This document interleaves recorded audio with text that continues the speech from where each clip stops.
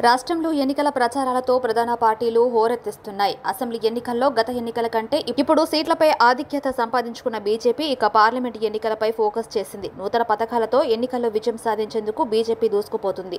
ఈ క్రమంలోని బీజేపీ నేతలు సమావేశాలు, సభలతో హోరెత్తిస్తున్నారు. ఈ క్రమంలోని లోక్సభ ఎన్నికల ప్రచారంలో భాగంగా హుస్నాబాద్లో నిర్వహించిన నియోజకవర్గ స్థాయి బీజేపీ ముఖ్య కార్యకర్తల సమావేశంలో కరీంనగర్ బీజేపీ ఎంపీ అభ్యర్థి బండి సంజయ్ పాల్గొన్నారు. నేడు గ్రామాల్లో అభివృద్ధి, సంక్షేమ పథకాలు అందుతున్నాయంటే కేంద్రంలోని నరేంద్ర మోడీ ప్రభుత్వం ఇస్తున్న నిధులే కారణమని బండి సంజయ్ అన్నారు.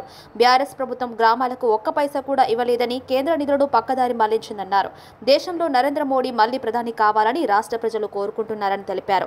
బీజేపీ కెప్టెన్ ప్రధాని అభ్యర్థి నరేంద్ర మోడీ అని, మరి కాంగ్రెస్ కు కెప్టెన్ ప్రధాని అభ్యర్థి ఎవరని బండి సంజయ్ ప్రశ్నించారు. ఈ పార్లమెంట్ ఎన్నికలు రాజకీయాలతో ముడిపడినవి కాదని, గ్రామాలు అభివృద్ధి చెందాలంటే మోడీనే మళ్లీ గెలిపించాలని ప్రజలకు విజ్ఞప్తి చేశారు. అంబేద్కర్ రాజ్యాంగానికి వ్యతిరేకంగా మాజీ ముఖ్యమంత్రి కేసీఆర్ మాట్లాడితే తాను కొట్లాడినట్లు బండి సంజయ్ చెప్పారు. దీనిపై ఏ కాంగ్రెస్ నాయకుడు ప్రశ్నించలేదన్నారు. ఇవాళ కేసీఆర్, కేటీఆర్ బజార్లో పడ్డారంటే దానికి కారణం తన పోరాటమేనని బండి సంజయ్ తెలిపారు. అందుకే తన మీద 109 కేసులు ఉన్నాయన్నారు. భారత రాష్ట్ర సమితి అంటే దేశమంతా పోటీ చేయాలని, కానీ ఇక్కడే వాళ్లకు అభ్యర్థి లేడని ఎద్దేవా చేశారు బండి సంజయ్. గత బీఆర్ఎస్ ప్రభుత్వం గ్రామ సర్పంచ్లను బిచ్చగాలను చేసిందని మండిపడ్డారు.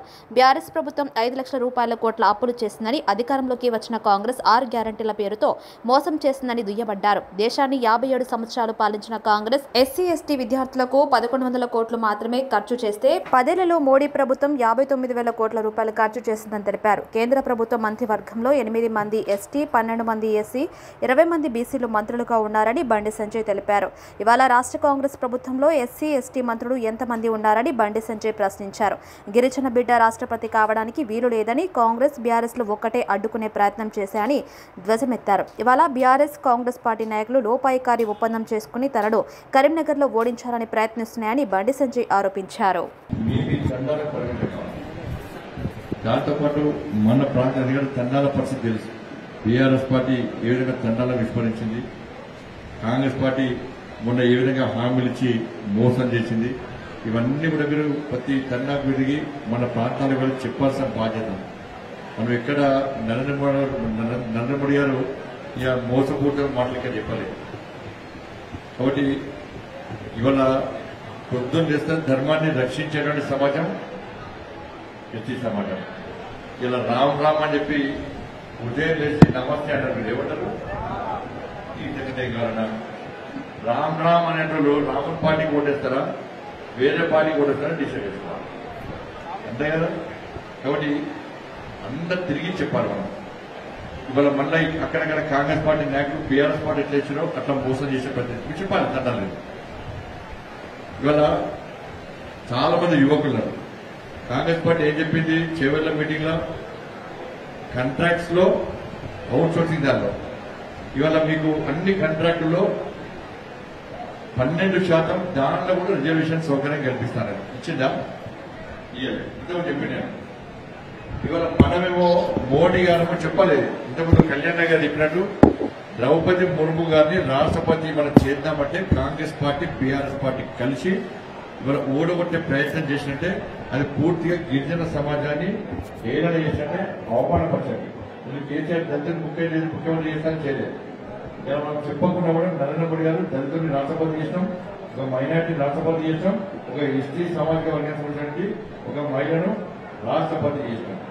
కానీ ఇక్కడ కాంగ్రెస్ పార్టీ గిరిజన సంక్షేమ శాఖ మంత్రిని పెట్టే పరిస్థితి లేదు. ఉన్నారా? గిరిజన మంత్రి సీట్ అకౌంట్ లేదు. మక్క మంత్రి చాలా కష్టపడి పనిచేస్తుంది. కోవిడ్ ఎప్పుడు పనిచేసి తర్వాత పనిచేస్తుంది, దాన్ని ఏమనడం లేదు.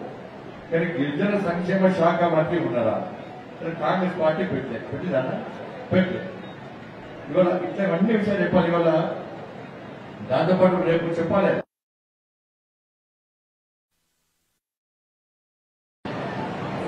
ఎగ్జామ్స్ అయిపోయిన వెంటనే ఒక్కొక్క విద్యార్థికి 10th విద్యార్థులకు 10,000 రూపాయలు ఇవ్వాలి, ఇంటర్మీడియట్ పాస్ అయిన విద్యార్థులకు 15,000 రూపాయలు ఇవ్వాలి, డిగ్రీ పాస్ అయిన వాళ్ళకు 20,000 రూపాయలు ఇవ్వాలి, పీజీ దాని తర్వాత చేసిన వాళ్ళందరూ కూడా 1,00,000 రూపాయలు ఇస్తారు.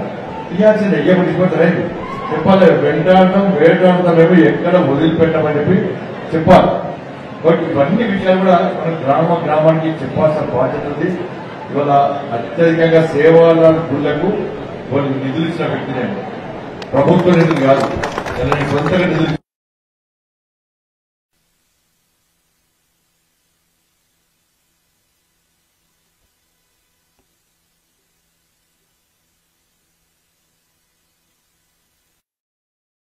ఆశీర్వాదం ముందు వెళ్ళిన వ్యక్తి నేను. కాబట్టి వీరందరూ కూడా వాస్తవం ఆలోచించి భారతీయ జనతా పార్టీ ప్రభుత్వం ఏం చేసిన వారు వచ్చింది ఉదాహరణ. కాంగ్రెస్ పార్టీ అధికారంలో ఈ దేశాన్ని స్వాతంత్రం వచ్చిన తర్వాత 57 సంవత్సరాలు కాంగ్రెస్ పార్టీ ఈ దేశాన్ని ఏదైతే ఎస్సీ ఎస్టీలకు స్కాలర్షిప్ రూపేణా ఇచ్చింది ఎంత అంటే ఇన్ని సంవత్సరాల 1100 కోట్ల రూపాయలు మాత్రమే. 1100 కోట్ల రూపాయలు మాత్రమే. నరేంద్ర మోడీ గారు 2020 సంవత్సరంలో ఇచ్చింది ఎంత తెలుసా? బడ్జెట్ కేటాయించింది తెలుసా? 59,000 కోట్ల రూపాయలు మధ్యలో చూపెట్టే పరిస్థితి. కానీ నరేంద్ర మోడీ గారు ప్రభుత్వం వచ్చిన తర్వాత ఇవాళ పూర్తి వాళ్ళ చదువు పూర్తి వాళ్ళు కూడా ఎస్టీలు విద్యావంతులు అయ్యే వరకు కూడా వాళ్ళ స్కాలర్షిప్ రూపేణా వాళ్ళను ప్రోత్సహించిన ప్రభుత్వం నరేంద్ర మోడీ గారి ప్రభుత్వం. కాబట్టి ఇవన్నీ కూడా గ్రామ చెప్పాల్సిన అవసరం. అన్ని విషయాలు ఇద్దరు మీరందరూ విన్నారు. మరి సమయం లేవని ఇంకా అర్జెంట్ గా 2 కార్యక్రమాలు ఉన్నాయి కాబట్టి మీరందరూ కూడా ఎక్కడ మనం టైం పాస్ చేయదు, షోపుటం పాలిటిక్స్ మనం చేయదు. మనం మన తండాకు పరిమితం కావాలి, మన ప్రాంతానికి పరిమితం కావాలి. మన పోలింగ్ బూత్లలో హైయెస్ట్ పోలింగ్ జరగాలి. నేను నిన్న చెప్పిన కమిషన్ ఏం చేస్తుందంటే అత్యధిక పోలింగ్ జరగాలి, అత్యధిక పోలింగ్ జరగాలని చెప్పి ఎన్నికల కమిషన్ కోరుతా ఉన్నారు. ప్రతి వ్యక్తి, ప్రతి భారతీయుడు ఓటు హక్కును వినియోగించాల్సిన బాధ్యత ప్రతి భారతీయుడి మీద ఉన్నది. ఎన్నికల కమిషన్ కూడా అదే చెప్తున్నది.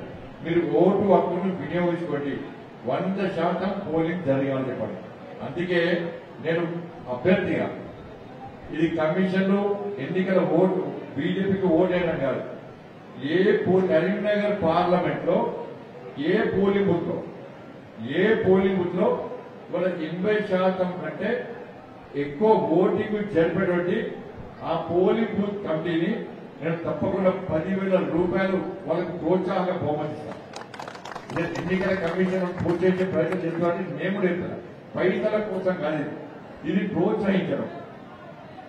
ఏంటంటే 100% పోలింగ్, 80 నుంచి 100% పోలింగ్ ఎక్కడ ప్రజలందరూ ఓటు చేస్తారో ఆ యువకులను పక్కా నేను ప్రోత్సహిస్తాను. అందుకే యువత ఆలోచించాలి. మీరు మీ ప్రాంతంలోని ప్రజలందరినీ ఓటింగ్ తీసుకొచ్చే విధంగా, ఓటింగ్ లో పాల్గొనే విధంగా, వాళ్ళ ఓటు హక్కును వినియోగించే విధంగా మీరు ప్రోత్సహించండి. స్వచ్ఛంద సంస్థలు ముందుకు రావాలి, ఓటింగ్ శాతాన్ని పెంచే ప్రయత్నం చేయాలి. ఎండాకాలం పేర్కొని వేరే రకంగా మనం ఓటుకు వచ్చేటువంటి అవకాశం లేదు కాబట్టి అందరినీ ఓటు హక్కును ప్రోత్సహించే విధంగా ఇలా షాపింగ్ మాల్ లో బంపర్ ఆఫర్లు ఇస్తారు. కానీ ఈ బంపర్ ఆఫర్ కాదు, ప్రోత్సహించే వాళ్ళు ఏ పార్టీకి వేస్తారో వేసుకోవాలి, వాళ్ళ ఇష్టం. వాళ్ళు ఏ పార్టీకి వేస్తారో వాళ్ళ ఇష్టం. కానీ ఓటింగ్ రావాలని మాత్రం మనం ప్రోత్సహించాలి. వాళ్ళు తప్పకుండా ప్రోత్సహిస్తారండి. ఇట్లా మనందరూ కూడా మన తండాలో ఎక్కువ శాతం ఓటింగ్ అయ్యే విధంగా మనం ప్రోత్సహించే ప్రయత్నం చేస్తుందిగా మీ అందరికీ విజ్ఞప్తి చేస్తూ పక్కా పనిచేయండి. చూద్దాం ఎవరి పోలింగ్ బూత్ లో హైయెస్ట్ ఓట్లు వస్తాయో చూద్దాం. మనం పక్క మీకు పరీక్ష అయ్యింది, హైయెస్ట్ పోలింగ్ కావాలి, పోలింగ్ అయిన ఓటు చూడాలి. అర్థమైంది కదా?